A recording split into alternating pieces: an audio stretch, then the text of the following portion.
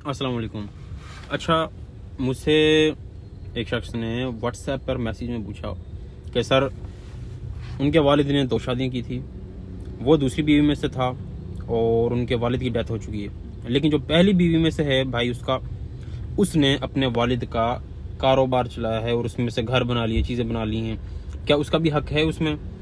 देखें जी, यहाँ पे 2 सिचुएशन है।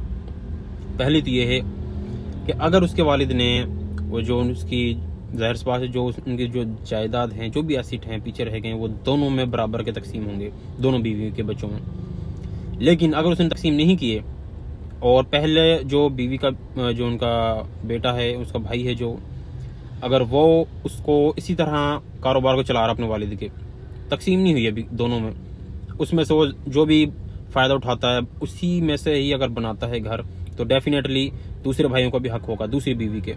लेकिन अगर यहाँ पर देखा जाए कि जायदाद की तकसीम प्रॉपर दोनों बीवी जो हैं उनके बच्चों में हो चुकी है, अब जो मर्ज़ी उसका जो भाई है वो उस अपनी मेहनत से या अपनी अर्निंग से जो बनाए जायदाद, उस पर हक नहीं होगा किसी का भी। अब मज़ीद अपने जो एसेट्स जो बनाए जाएंगे कल को, वो अपनी ज़ात के लिए बना रहे हैं, अपने बच्चों के लिए, लेकिन सिर्फ वालिद की जो प्रॉपर्टी है उसका हिस्सा जो होगा वो उनको मिलेगा।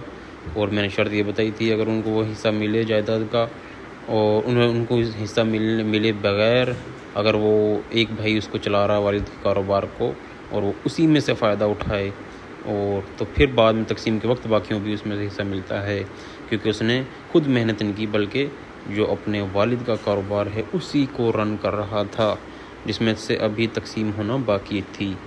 उम्मीद है कि आपको समझ आई होगी।